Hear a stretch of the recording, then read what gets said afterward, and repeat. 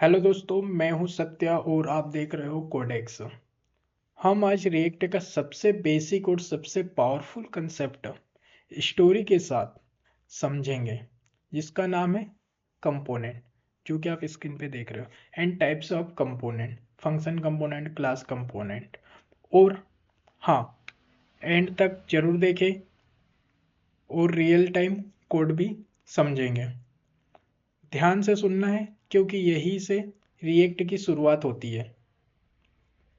और पर रिएक्ट के पहले थोड़ा मैं पिछले प्रीवियस वेबसाइटें हुआ करती थी पुराने ज़माने की, उसके बारे में कुछ बताना चाहूँगा।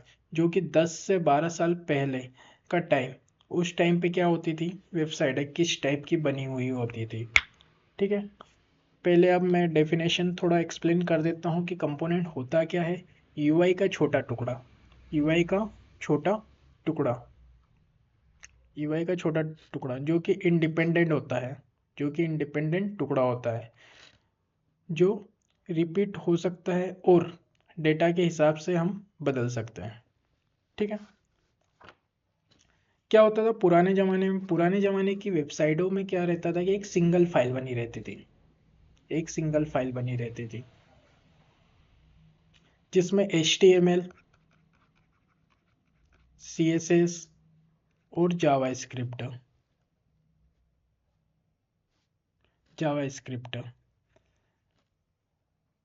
एक फाइल में हुआ करते थे। किसमें? एक सिंगल फाइल में हुआ करते थे। अब यदि क्लाइंट बोलता है कि बटन का कलर बदल दो, तो डेवलपर क्या बोलता है कि भाई पहले ढूंढूं बटन है कहाँ, तभी तो प्रॉब्लम सॉल्व करूंगा। समझ आओ, इसको देसी एग्जांपल से समझते हैं कि प्रॉब्लम है क्या थी।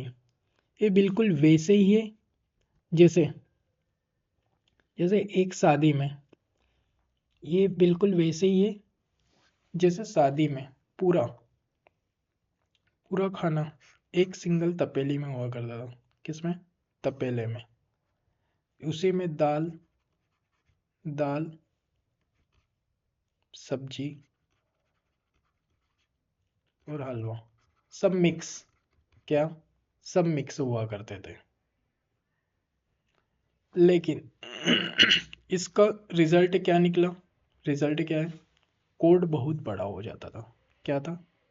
कोड बहुत बड़ा हो जाता था। क्यों बड़ा हो जाता था? क्योंकि सिंगल फाइल थी और चेंज करना मुश्किल था, क्योंकि सिंगल फाइल में कहाँ पर सर्च करोगे, हर एक लाइन को देखना पड़ता था। और समझना मुश्किल, समझना उससे भी ज़्यादा मुश्किल हुआ करता था। बस इसी प्रॉब्लम को सॉल्व करने के लिए हमें छोटे छोटे पीसों में बांटना पड़ा, और तभी से रिएक्ट में कंपोनेंट की एंट्री हुई है। कंपोनेंट क्या है? कंपोनेंट का मतलब यूआई का एक छोटा इंडिपेंडेंट टुकड़ा है। क्या है? इंडिपेंडेंट टुकड़ा जो जो रिपीट हो सकता है और डेटा के हिसाब से बदल सकते हैं। रिपीट हो सकता है और डेटा के हिसाब से हम उसको चेंज कर सकते हैं। हर काम का अपना डिब्बा होता है, रिएक्ट में हर काम का अपना एक डिब्बा होता है। इसी को बोलते हैं कंपोनेंट। क्या बोलते हैं? इसी को बोलते हैं कंपोनेंट। जैसे कि आप देख रहे हो, घर है एक, ये क्या है? घर। और ये क्या है? छोटे छोटे टुकड़े जिनसे घर बना हुआ है। किचन है, किचन, बेड समझ लो, बेडरूम, और बाथरूम। ठीक है, बाथरूम, इनसे मिलके क्या बना है? घर बना है। तो ये तो पीस है ना, छोटे छोटे टुकड़े, छोटे छोटे कंपोनेंट, छोटे छोटे कपड़ों कंपोनेंट से ही तो मिलके घर बना है। मतलब इसको बोल दे एप है ये पूरी। ये क्या है? घर एक एप है। और ये क्या है? इसको क्या बोल दे? हेडर, हेडर बोल दे। और इसको क्या बोल दे? कंटेंट। क्या? कंटेंट। और इसको क्या बोलते हैं, फुटर। इन्हीं से तो मिलके एक वेबसाइट का निर्माण हुआ है। ठीक है, अब बात क्लियर हो गई है, तो चलो रियल प्रोजेक्ट पर चलते हैं कि प्रोजेक्ट में कैसे बनाएं। कंपोनेंट का फ्लो समझते हैं। कंपोनेंट का फ्लो एसआरसी के अंदर header JSX student JSX card बनाए, और ये जो है ये बाई डिफॉल्ट रहती है। लेकिन एक कंपोनेंट, ये क्या है, कैपिटल में, ये कैपिटल में, ये कैपिटल में। कोड पे चलते हैं।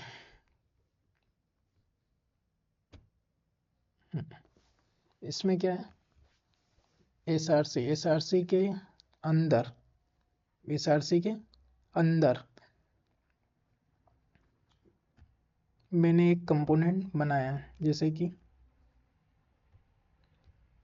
समझ लो ऐसा, ये कंपोनेंट क्या है, कंपोनेंट फोल्डर मतलब रिएक्ट का घर है। मतलब कंपोनेंट क्या है, ये घर है। समझ लो अभी जो एग्जांपल दिया था घर वाला, कि कंपोनेंट घर है, और इसमें जो ये पीस है वो हेडर और स्टूडेंट कार्ड, ये क्या है, पीस है, पीस ऑफ द कोड है।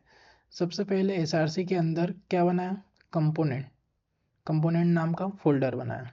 एसआरसी, ये राइट क्लिक करा, न्यू फोल्डर करा, और कंपोनेंट डाला।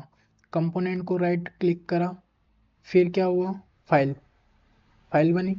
ठीक है, फाइल का नाम फिर मैंने स्टूडेंट कार्ड और हेडर डाला। ठीक है, अब स्टूडेंट कार्ड पे अपन वर्क करते हैं, स्टूडेंट कार्ड से समझते हैं। स्टूडेंट कार्ड में ये क्या है, स्टूडेंट नेम और कोर्स नेम मैंने दे दिया है। इसमें इंपोर्ट करवाया है और एक्सपोर्ट, एक फंक्शन है student card JS, student card का जेएस।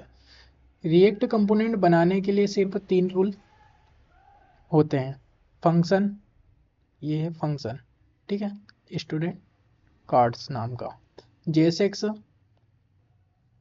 रिटर्न, इसके अंदर रिटर्न के अंदर जो भी लिखा हुआ रहता है वो क्या है, जेएसएक्स। और एक्सपोर्ट जब तक एक्सपोर्ट नहीं करोगे कंपोनेंट घर से बाहर नहीं पाएगा, जा पाएगा। मतलब इसका मतलब क्या है कि आप इंपोर्ट नहीं कर पाओगे। इंपोर्ट इसमें करवाना रहता है एप जेएसएक्स में। ठीक है, फंक्शन स्टूडेंट कार्ड, ये दिखता नॉर्मल है,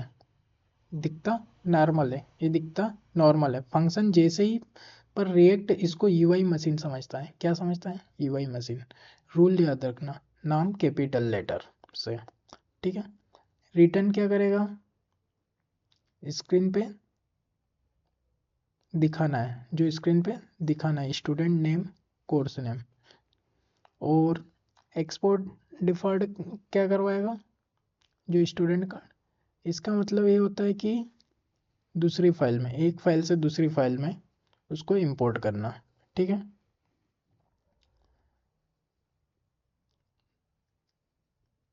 अब समझते हैं इसको। इंस्टॉल, npm इंस्टॉल, स्टार्ट करा।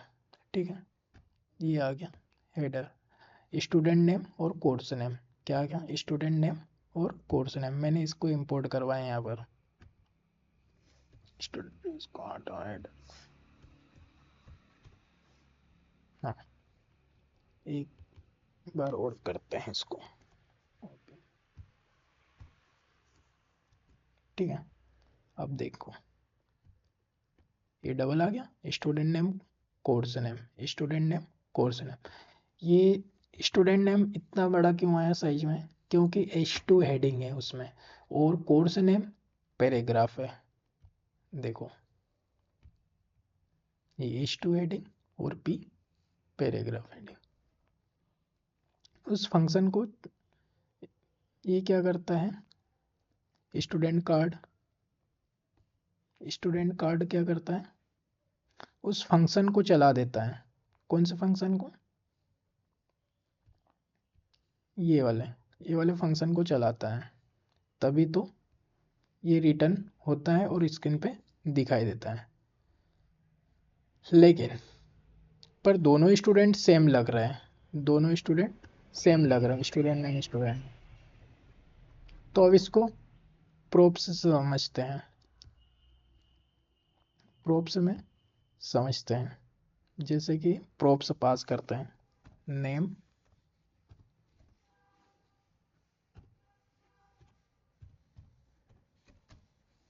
कोर्स।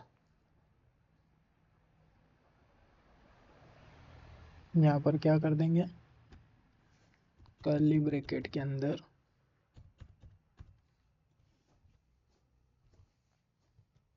नेम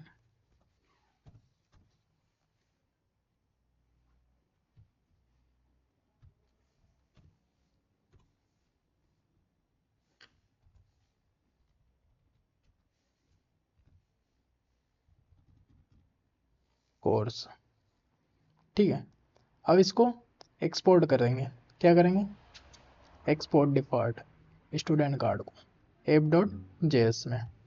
अब इसको यहाँ पर कैसे करेंगे? स्टूडेंट कार्ड है, ठीक है, इसमें यहाँ पर करने वाले name is equal to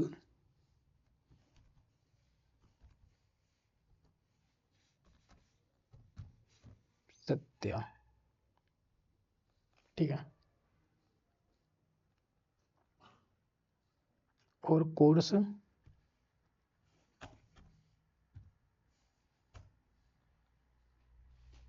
course क्या दे?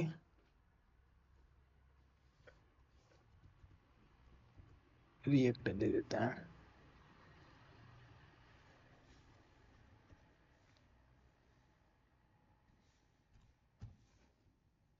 देखते हैं इसके अंदर चेंज हुआ है, सत्या और रिएक्ट। ठीक है, इसको चेंज करते हैं, नेम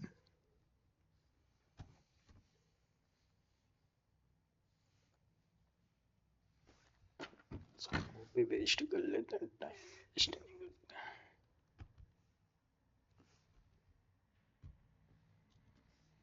इसमें राम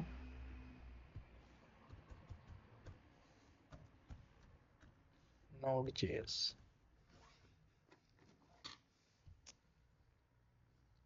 देख रहे हो, सत्या, रिएक्ट और राम नोड जेएस आ गया।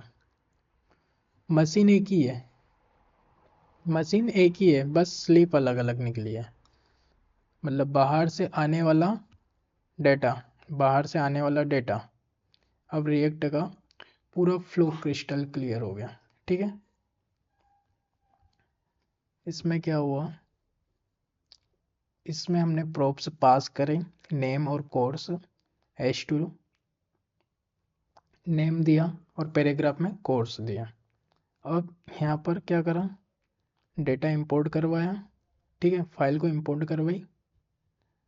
फिर इसमें क्या करा, स्टूडेंट कार्ड, स्टूडेंट कार्ड में नेम, नेम में क्या दिया, डेटा। ठीक है, नाम दिया और कोर्स में कोर्स का नाम दिया। स्टूडेंट कार्ड में वही प्रोसेस अपना ही। ठीक है, तो ये आउटपुट आ गया है। आउटपुट कैसे आया, समझ में आया? यहाँ से इसने चलाया है, फंक्शन को कॉल करा, फंक्शन कॉल हुआ तो रिटर्न हुआ। फिर रिटर्न के बाद गया और रिटर्न ने जेएसएक्स से चलाई। जेएसएक्स के बाद क्या हुआ, यहाँ स्क्रीन पे दिख गया, फाइनल डिसीजन हुआ, क्या दिखाना है। ठीक है, समझ में आ गया फ्लो? अब इसको आगे देखते हैं। फाइल बनी, ठीक है। प्रोप्स का मतलब बाहर से आने वाला डेटा होता है, प्रोप्स का मतलब क्या होता है, बाहर से आने वाला डेटा। अब रिएक्ट का पूरा फ्लो क्रिस्टल समझते हैं, कंप्लीट फ्लो, कंप्लीट फाइल बनी, ठीक है, कंपोनेंट लिखा, एक्सपोर्ट किया और इंपोर्ट किया, कंपोनेंट कॉल हुआ और यूआई दिखी, जैसे बिजली आई और पंखा चला, बिजली आई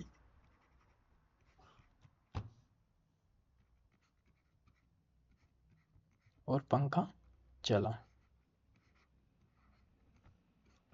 ठीक है। अगर तुम कंपोनेंट फाइल बनाना सीख गए हो तो रिएक्ट का आधा डर आपका खत्म हो गया। रिएक्ट मुश्किल नहीं है, बस फाइल्स को सही जगह रखना होता है। अगर ये वीडियो पसंद आया तो लाइक करो, शेयर करो, सब्सक्राइब करो और कोडेक्स को सब्सक्राइब करो।